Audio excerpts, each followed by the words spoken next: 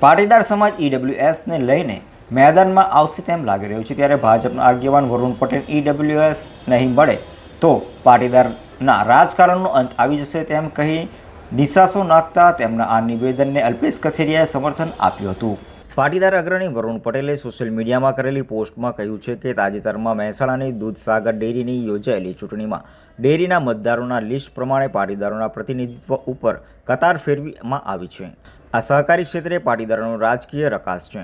વરુણ પટેલે આક્રોશ સાથે જણાવ્યું હતું કે સ્થાનિક સ્વરાજ્યની સંસ્થાઓની આગામી સમયમાં યોજાનાર ચૂંટણીઓ પહેલાં ઈડબ્લ્યુએસ લાગુ કરવામાં નહીં આવે તો પાટીદારના રાજકીય પતનની શરૂઆત થઈ જશે અને દૂરબીન લઈને જોશો તોય ક્યાંય નહીં દેખાય એવું દેખાતી રીતે રાજકીય અનલેબલ્સ સર્જશે તો દરેક સમાજ આક્રોશમાં જોવા મળશે તેમ કહ્યું હતું। ઈડબ્લ્યુએસ આવાસ નહીં મળે તો પાટીદારના રાજકારણનો અંત આવી જશે। ભાજપના પાટીદાર નેતા વરુણ પટેલે નિશાસો નાખ્યો હતો તો વરુણ પટેલના નિવેદનને લઈને પાટીદાર નેતા અલ્પેશ કથિરિયાએ સમર્થન આપ્યું હતું। અલ્પેશ કથિરિયાએ જણાવ્યું હતું કે પાટીદાર સહિત અન્ય સમાજને ઈડબ્લ્યુએસ આવાસ મળવું જોઈએ। આ મામલે હાઈકોર્ટમાં પિટિશન દાખલ કરાઈ છે। ઈડબ્લ્યુએસ આવાસ લાગુ થશે તો સ્થાનિક સ્વરાજ્યની ચૂંટણીમાં લાભ મળશે। વહેલી તકે રાજકારણમાં અનામત મળવું જ જોઈએ।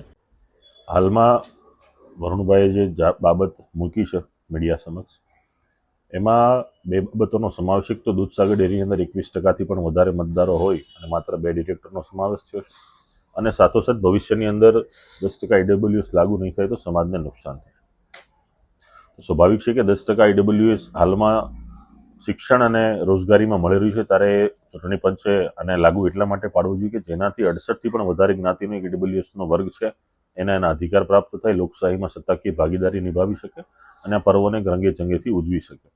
વર્તમાનમાં જ્યારે સંપૂર્ણ જે અનામતની વ્યવસ્થા છે એ પ્રથમ વખત સ્થાનિક સ્વરાજની ચૂંટણીમાં લાગુ પડે છે, ત્યારે સાથોસાથ 10% ઈડબ્લ્યુએસનો સમાવેશ થઈ જાય તો ભવિષ્યમાં કોઈપણ પ્રકારના ટેકનિકલી કોઈપણ પ્રશ્ન પણ ન સર્જાય અને દરેક વર્ગને પોતાનું પ્રતિનિધિત્વ મળી શકે। એ માટે ચૂંટણી પંચને પણ અમે રજૂઆતો કરી છે, હાઈકોર્ટમાં પણ દિનેશભાઈએ પિટિશન કરી છે અને ભવિષ્યમાં આ બાબતે સુખદ નિર્ણય આવે એવી અમે આશા રાખીએ છીએ।